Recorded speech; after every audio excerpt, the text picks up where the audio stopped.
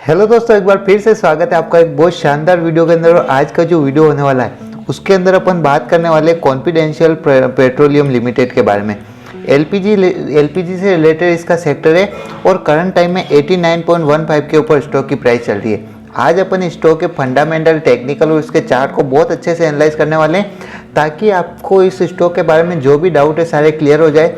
आपको इस स्टॉक के अंदर एंट्री बनानी चाहिए या फिर नहीं बनानी चाहिए, या फिर करंट टाइम में इस स्टॉक के अंदर कैसी सिचुएशन चल रही है, ये स्टॉक अभी बाय करने के लायक है भी या नहीं है, या फिर जिन्होंने इसके अंदर एंट्री कर रखी है उनको क्या सेल कर देना चाहिए इस स्टॉक को। इन सारे सवालों के जवाब आपको इस वीडियो के अंदर मिलने वाले हैं, तो वीडियो के लास्ट तक बने रहिएगा और वीडियो को लाइक कर दीजिए इस बात के ऊपर। और चलिए अब वीडियो को अपन स्टार्ट कर लेते हैं। सबसे पहले इस स्टॉक के अंदर मैं इसके मार्केट कैप की बात करूँ तो 2829 करोड़ का इसका मार्केट कैप चल रहा है। फेस वैल्यू इसकी 1 के ऊपर चल रही है और डिविडेंड यील्ड इसने 0.11 के ऊपर दिया था। अच्छा, इसकी बुक वैल्यू पर शेयर की बात करूं तो 25.73 के ऊपर इसकी बुक वैल्यू चल रही है। ऑल टाइम का हाई इसने 120 के ऊपर लगाया था और इसका सेक्टर का पी जो चल रहा है 31 के ऊपर चल रहा है और स्टॉक का पी 24 के ऊपर चल रहा है। तो ये बिल्कुल भी ज़्यादा नहीं है, नॉर्मल एवरेज पी ही चल रहा है सेक्टर के पी की कंपेरिजन में। TTM EPS यानी अर्निंग पर शेयर की बात करूं तो 3.65 आई है और ईयर ऑन ईयर बेस के ऊपर 31.27% की इसके अंदर बढ़ोतरी हुई है। PB रेशियो इसका 3.47 के ऊपर चल रहा है। ये तो इसके हो गई जो करंट टाइम में अपन को सामने दिख रहे हैं वो फंडामेंटल। अब मैंने यहाँ पे इसका प्रो वर्जन बाय कर रखा है तो आपको कुछ एडवांस चीज़ें भी सीखने को मिलेगी इस वीडियो के अंदर, तो वीडियो के लास्ट तक बने रहिएगा। यहाँ पे देखिए इसके अंदर 84 लाख का जो वॉल्यूम था कुछ एक मंथ पहले इसके अंदर ट्रेड हो रहा था और उसके बाद में 42 लाख का वॉल्यूम एक वीक पहले था, 41 लाख का और अभी भी 41 लाख का आज के दिन, यानी कि शनिवार को जो मार्केट ओपन हुआ था शुक्रवार को, उस दिन 41 लाख का वॉल्यूम ट्रेड हुआ था। तो वॉल्यूम के अंदर अब कॉन्स्टेंटनेस आ गई है, तो इसका मतलब ये है कि जो डाउनफॉल या फिर जो भी अप ट्रेंड चल रहा था वो अब एक लिमिट दायरे में होगा। इस स्टॉक ने बेसिकली 3 सालों के अंदर अच्छा खासा रिटर्न दिया है। आपको दिख भी रहा होगा यहाँ पे कि 108% का 3 सालों में रिटर्न दिया, 44% का इसने 1 साल में और 3 मंथ के अंदर नेगेटिव रिटर्न दिया है। यानी कि पिछले 3 महीनों से ये जो स्टॉक है नेगेटिव रिटर्न ही देता आ रहा है। इस स्टॉक के बारे में लेटेस्ट न्यूज़ क्या है उसको अगर मैं बात करूँ तो कॉन्फिडेंस पेट्रो कंसोलिडेटेड दिसंबर 2023 net sales at RS 554.29 crore, down 23.01% year on year. यानी कि इसकी जो 2023 की जो नेट सेल्स है ये 554.29 करोड़ की है ये, और पिछले साल की तुलना में ईयर ऑन ईयर बेस के ऊपर 23% का इसमें डाउनफॉल आया है। तो ये एक नेगेटिव बात है, इसको आपको ध्यान में रखना ही रखना है। अब अपन इस कंपनी के फाइनेंशियल की बात कर लेते हैं। फाइनेंशियल में सबसे पहले अपन इसके रेवेन्यू की बात करेंगे और रेवेन्यू अपन एनुअल बेस के ऊपर देखेंगे। 2019 के अंदर 1004 करोड़ का रेवेन्यू आया था। उसके बाद में रेवेन्यू के अंदर थोड़ी बहुत सी बढ़ोतरी हुई, लेकिन 2022 के अंदर 1427 करोड़ का आया और वही 2023 के अंदर बढ़ के 2208 करोड़ का हो गया है। तो लॉन्ग टर्म के बेस पे तो इसका रेवेन्यू बढ़ा हुआ आया है, तो लॉन्ग टर्म के लिए तो अपन को एक पॉजिटिव साइन मिल रहा है। क्वार्टर बेस के ऊपर भी इसके रेवेन्यू की बात कर लेते तो यहाँ पे देखिए 719 करोड़ का जो दिसंबर 2022 के अंदर इसका रेवेन्यू आया था। उसके बाद में थोड़ी सी कमी हुई, मार्च 2023 के अंदर 772 करोड़ का आया था। सबसे ज़्यादा इस 2023 के अंदर सबसे ज़्यादा रेवेन्यू जून मंथ के अंदर आया था 875 करोड़ का। उसके बाद में लगातार इसके रेवेन्यू के अंदर कमी होती जा रही है, तो शॉर्ट टर्म के बेस पे ये नेगेटिव साइन दे रहा है। अब अपन इसके प्रॉफिट को और देख लेते हैं। प्रॉफिट की अगर मैं क्वार्टर बेस के ऊपर बात करूँ तो उसके अंदर भी कमी आई है। 26 करोड़ का प्रॉफिट दिसंबर 2022 में था और वो उसके बाद में इस तरीके से कांस्टेंट रहा। 30 करोड़ का सितंबर 2023 में था और वहीं दिसंबर 2023 के अंदर 26 करोड़ का ही प्रॉफिट इसने नेट प्रॉफिट जनरेट करके दिया है। तो प्रॉफिट के अंदर भी कमी आई है और क्वार्टर बेस के अंदर और नेट प्रॉफिट के नेट जो और रेवेन्यू के अंदर भी कमी आई है। तो नेट प्रॉफिट और रेवेन्यू में कमी आ रही है, तो ये एक अपन के लिए नेगेटिव बात है अगर आप इस स्टॉक के अंदर शॉर्ट टर्म के लिए एंट्री करना चाहते हैं तो। अच्छा, इसके EPS वगैरह को और आप यहाँ पे देख लीजिए एक बार ताकि आपके जो डाउट है वो क्लियर हो जाए। EPS यानी कि अर्निंग पर शेयर जो है उसके अंदर भी कमी आई है, 0.95 रह गया है दिसंबर वाले क्वार्टर में और 1.13% सितंबर क्वार्टर में था। एनुअल बेस के ऊपर अगर मैं EPS की बात करूँ तो यहाँ पे इसके अंदर थोड़ी बहुत सी बढ़ोतरी हुई है। और अच्छा नेट प्रॉफिट की अपन एनुअल बेस की बात करना भूल गए, तो 87 करोड़ का नेट प्रॉफिट 2022 में था और 2023 में 88 करोड़ का, यानी कि 1 करोड़ की बढ़ोतरी हुई, ज़्यादा नहीं हुई है। अब अपन इसकी इनकम स्टेटमेंट को देख लेते हैं और इसके अंदर अपन को मेनली इसकी सेल्स को देखना जरूरी रहता है। और सेल्स को अगर आप यहाँ पे देखेंगे तो दिसंबर 2023 के अंदर 554 करोड़ की सेल्स हुई थी और 2022 के अंदर 719 करोड़ की सेल्स हुई थी, यानी कि एनुअल बेस के ऊपर इसके अंदर सेल्स के अंदर कमी आई है और क्वार्टर बेस के ऊपर भी सेल्स के अंदर लगातार कमी आती जा रही है। देखिए 719, 672, 875, 638 और 554, तो लगातार क्वार्टर ऑन क्वार्टर बेस के ऊपर सेल्स के अंदर कमी आ रही है, तो ये अपने लिए एक नेगेटिव बात है, ठीक है ना। इसके बाद में इसके कुछ और पॉइंट भी है, देखिए आप इसके other income, total expenditure, EBIT, interest, tax, net profit, ये सारे आपके सामने आ गए यहाँ पे। अब अपन इसकी बैलेंस शीट को देख लेते हैं और बैलेंस शीट के अंदर अपन को क्या देखना रहता है कि इसकी करंट के एसेट और करंट की लाइबिलिटी वगैरह कैसी चल रही है। सबसे पहले अपन करंट की लाइबिलिटी की बात कर लेते हैं और मैं ईयरली बेस के ऊपर इसकी बात कर रहा हूँ। तो 84 करोड़ की लाइबिलिटी पिछले साल थी और वो बढ़ के 278 करोड़ की लाइबिलिटी हो गई। लाइबिलिटी के अंदर बहुत ज़्यादा बढ़ोतरी हुई है, तो ये अपने लिए एक नेगेटिव बात है बहुत ज़्यादा। अब अपन इसके करंट के एसेट की ओर बात कर लेते हैं तो 292 करोड़ के एसेट पिछले साल थे और अब 790 करोड़ के हो गए। तो एसेट के अंदर बढ़ोतरी हुई, लाइबिलिटी के अंदर भी बहुत तगड़ी वाली बढ़ोतरी हुई है।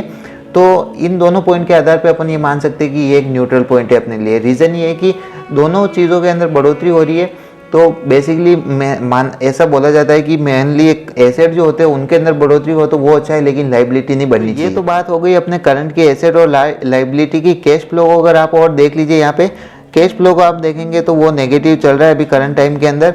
तो ये तो बात हो गई इसके फाइनेंशियल की। अच्छा, अपन इसके शेयर होल्डिंग पैटर्न को देख लेते हैं एक बार। तो यहाँ पे देखिए प्रमोटर की जो होल्डिंग है दिसंबर 2022 में 60.26% थी, जो कि बढ़ के 61.63% हो गई है। तो यहाँ पे आपको एक चीज़ दिख रही होगी कि जो फाइनेंशियल है वो नेगेटिव बता रहे छोटे टाइम के बेस पे, लेकिन इसके जो ये शेयर होल्डिंग पैटर्न है वो पॉजिटिव है। अब यहाँ पे आप देखिए जो प्रमोटर की जो प्लेस्ड पड़े हुए स्टॉक है, यानी कि जो इन्होंने गिरवी रख रखे थे स्टॉक, दिसंबर 2022 के अंदर 16.9% थे और उनके अंदर भी कमी आई है और वो 5.15% रह गए। तो यहाँ पे देखिए 3.82% के जो शेयर होल्डिंग पैटर्न था, 3.82% पहले प्रमोटर के प्लेस्ड पड़े हुए थे, वो बढ़ के 5.15% हो गए और 61.31% अभी करंट टाइम में प्रमोटर की होल्डिंग स्टॉक के अंदर चल रही है। तो ओवरऑल अगर मैं बोलूँ तो प्रमोटर की होल्डिंग के अंदर थोड़ी बहुत सी बढ़ोतरी हुई है सालाना बेस के ऊपर, लेकिन वहीं पे प्लेस्ड पड़े हुए परसेंट है उनके अंदर थोड़ी बहुत सी बढ़ोतरी हुई है। तो अब यहाँ पे इसके शेयर होल्डिंग पैटर्न को तो आप समझ गए होंगे। तो मेनली यहाँ पे प्रमोटर है 61.63% और उनके अंदर भी प्लेस्ड पड़े हुए स्टॉक उनके पड़े हैं। तो प्लेस्ड अगर किसी ने गिरवी रख रखे है तो जब तक ये गिरवी वाले स्टॉक नहीं हट जाते, मेरे लिए एक नेगेटिव बात ही है। अब अपन इसके चार्ट को एनालाइज कर लेते हैं, वो बहुत ही जरूरी है, उसके बाद में अपन आगे की रिसर्च करेंगे। अच्छा, अभी करंट टाइम में मार्केट ओपन हो गया और 90.75 के ऊपर स्टॉक चल रहा है अभी। और यहाँ पे इसके स्ट्रॉन्ग रेजिस्टेंस सपोर्ट वगैरह कहाँ बन रहे हैं उनको मैं एक बार ड्रॉ कर लेता हूँ। और उनको ड्रॉ करने के लिए मैं वीकली टाइम फ्रेम का यूज़ करूँगा, क्योंकि वहाँ पे अपन को बहुत अच्छे समझ में आ जाएगा। बाकी अपन छोटे टाइम फ्रेम का यूज़ करेंगे तो अपन को शॉर्ट टर्म के लिए आंसर मिलेंगे। तो अपन को रहना है लॉन्ग टर्म के लिए और लॉन्ग टर्म का विजन लेके चलना है, तो उसके लिए अपन को लंबे टाइम फ्रेम को भी यूज़ करना ही पड़ेगा। तो यहाँ पे देखिए मैंने इसको एक रेजिस्टेंस को ड्रॉ कर दिया है और यहाँ पे ओके, ये बहुत ही शानदार रेजिस्टेंस बनता हुआ नज़र आ रहा है। ये ट्रेंड लाइन बन रही है। सबसे पहले यहाँ पे मैं इसको ड्रॉ भी कर देता हूँ। देखिए मार्केट नीचे आया, इस जगह पे रेजिस्टेंस लिया, फिर मार्केट ऊपर गया, कंसोलिडेट करके यहाँ तक गया, फिर इसने यहाँ पे रेजिस्टेंस लिया, फिर यहाँ पे लिया और अब यहाँ पे रेजिस्टेंस लेने की कोशिश कर रहा है। तो ये टाइम बहुत ही अच्छा है आपके लिए स्टॉक के अंदर अगर एंट्री करना चाहते हैं लॉन्ग टर्म के लिए, क्योंकि अगर ये नीचे की तरफ ब्रेक कर देता है तो आपको नीचे की तरफ डाउनफॉल आता हुआ नज़र आएगा। लेकिन करंट टाइम में ग्रीन कलर की कैंडल बन गई है। और अगर मैं अभी बात करूँ तो अगर आप एंट्री लेना भी चाहते हैं तो आप है ना एक अच्छा सा स्टॉप लॉस सेट करके उसके बाद में आप स्टॉक के अंदर एंट्री लीजिए। स्टॉप लॉस कहाँ सेट करना है आपको? 83, 82 की प्राइस के आसपास आपको स्टॉप लॉस सेट करना है। ओके हाँ, 82 की प्राइस के आसपास स्टॉप लॉस सेट कर दीजिए और आपका जो टारगेट होने वाला है नेक्स्ट वाला 98 के आसपास जाएगा। तो दोस्तों ये तो बात हो गई अपने लॉन्ग टर्म के लिए। अच्छा, डेली टाइम फ्रेम के ऊपर अपन इसकी कंडीशन क्या बन रही है उसको एक बार देख लेते हैं अपन, ताकि अपनी जो अपना जो कन्फ्यूज़न है वो दूर हो जाए। तो डेली टाइम फ्रेम के ऊपर भी मैं इसके रेजिस्टेंस और सपोर्ट को एक बार ड्रॉ कर देता हूँ, ताकि आपको सारे क्लियर डाउट जो है वो सारे क्लियर हो जाए। यहाँ पे आप देखिए इस जगह इसने रेजिस्टेंस बनाया था, फिर इसने यहाँ पे रेजिस्टेंस बनाया, इस जगह फिर से रेजिस्टेंस बनाया, रेजिस्टेंस को ब्रेक करके ऊपर निकल गया। प्राइस फिर नीचे आई, इस रेजिस्टेंस को ब्रेक किया और नीचे वाला जो सपोर्ट बन रहा था इसके पास जो है प्राइस फिर से आ गई और अब जो है प्राइस फिर से 98 की प्राइस के आसपास आने की कोशिश करेगी। करंट टाइम के अंदर आप देखिए ग्रीन कलर की कैंडल बनी है और पॉजिटिव साइन मिलता है वही नज़र आ रहा है। और डेली टाइम फ्रेम के ऊपर भी आपको एक अच्छा सा कंफर्मेशन मिल गया होगा कि यहाँ पे आप देखिए कि इसने यहाँ पे सपोर्ट ले लिया है। मैं बोल रहा था अगर नीचे ब्रेक कर देता तो आपको लॉस होगा, लेकिन यहाँ पे इसने सपोर्ट ले लिया और अब जो है स्टॉक ऊपर जा रहा है। तो मुझे ऐसा लग रहा है इसकी प्राइस जो है इस रेंज के आसपास आने की कोशिश करेगी और ये जो रेंज आपको लेके चलनी है 98 से 100 के बीच में, और इसको आपको एक स्ट्रॉन्ग सा रेजिस्टेंस लग रहा है तो यहाँ तक आप अपना टारगेट लेके चल सकते हैं फर्स्ट वाला। उसके बाद वाला टारगेट तो ये वाला आपको पता ही 120 के आसपास आने की कोशिश करेगी। तो लॉन्ग टर्म के लिए स्टॉक बिल्कुल अच्छा है, कोई भी बुराई नहीं, लेकिन शॉर्ट टर्म के अंदर मैं बिल्कुल इन्वेस्ट करने की आपको सलाह नहीं दूंगा।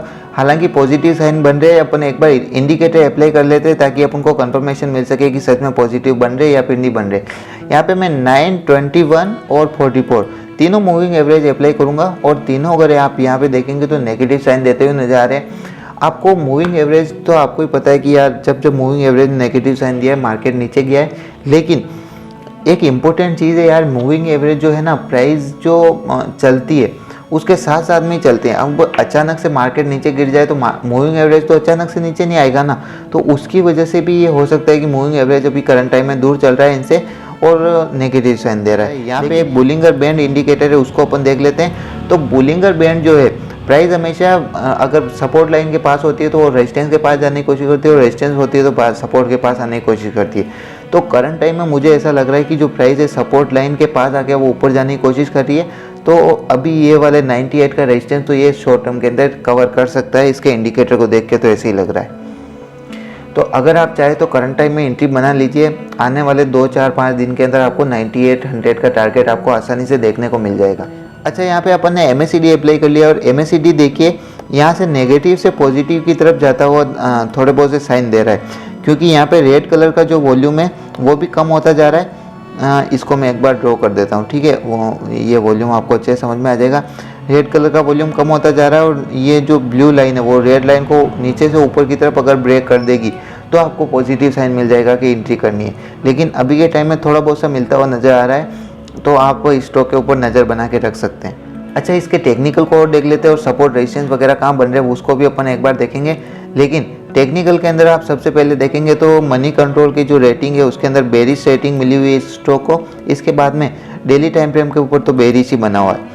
वीकली टाइम फ्रेम के ऊपर आप देखेंगे तो न्यूट्रल है और मंथली टाइम फ्रेम के ऊपर वेरी बुलिश ट्रेंड बना हुआ है। तो मैंने आपको पहले ही बता दिया था कि लॉन्ग टर्म के लिए स्टॉक अच्छा है और लॉन्ग टर्म के अंदर बुलिश ट्रेंड आएगा, लेकिन शॉर्ट टर्म के अंदर बेरिश ट्रेंड चलेगा स्टॉक के अंदर कुछ दिनों तक, क्योंकि जो इंडिकेटर है वो नेगेटिव साइन दे रहे हैं। यहाँ पे आप देखिए मूविंग एवरेज अलग अलग टाइम पीरियड के ऊपर अलग अलग साइन देता हुआ नजर आ रहा है। ये सारे कोई 2 बुलिश दे रहे हैं, बाकी सारे बेरिश साइन दे रहे हैं। RSI जो है बेरिश साइन दे रहा है, MACD बेरिश दे रहा है और बाकी सारे जो ओवरबॉट और स्ट्रॉन्ग ट्रेंड वगैरह इनके बारे में बताया, तो हम सबको आपको ध्यान में रखना है। अब अपन इसके रेजिस्टेंस और सपोर्ट की बात कर लेते हैं और मैंने आपको रेजिस्टेंस तो बता ही दिया है, फिर भी अपन एक बार और समझ लेते हैं। फर्स्ट वाला टारगेट आपको 93 के ऊपर देखने को मिलेगा अगर करंट टाइम के अंदर एंट्री करते हैं आप तो, और उसका आपको सपोर्ट 86 के ऊपर लगा के चलना है, यानी कि स्टॉप लॉस। सेकंड वाला टारगेट आपको 97 के ऊपर देखने को मिलेगा, ये भी मैंने आपको बता दिया है, और उसका आपको स्टॉप लॉस 83.62 के ऊपर लगा के चलना है। थर्ड वाला टारगेट आपको 99 या 100 के आसपास देखने को मिलेगा और 79 के आसपास आपको स्टॉप लॉस लगा के चलना है। तो मोटा मोटा मैं बोलूँ तो आप 80 के ऊपर अपना स्टॉप लॉस लगा के चलिए और 100 रुपये का टारगेट लेके चलिए, तो आने वाले दिनों में 10 रुपये नॉर्मल ये स्टॉक बढ़ ही जाएगा। ये जो स्टॉक है इसके बारे में ये कुछ और न्यूज़ है, आप वीडियो को पॉज करके यहाँ पे इनको सबको देख लीजिए। ROC वगैरह CCI, ये स्टॉक स्टेकेज, ये सारे इंडिकेटर क्या दे रहे हैं साइन और क्या हमें इंडिकेशन मिल रहा है, ये प्रो वर्जन के अंदर ही नज़र आता है। तो आप वीडियो को पॉज करके देख लीजिए, क्योंकि मैं लिंक भी दूंगा यहाँ पे इसका, तो भी आपको वो ओपन नहीं हो पाएगा। तो आशा करता हूँ दोस्तों आपको इसके डाउट क्लियर हो गए होंगे। इसके बारे में कुछ और भी डाउट अगर रह गए हैं आपके तो कमेंट बॉक्स में पूछ सकते हैं, मैं उसको बताने की पूरी कोशिश करूँगा।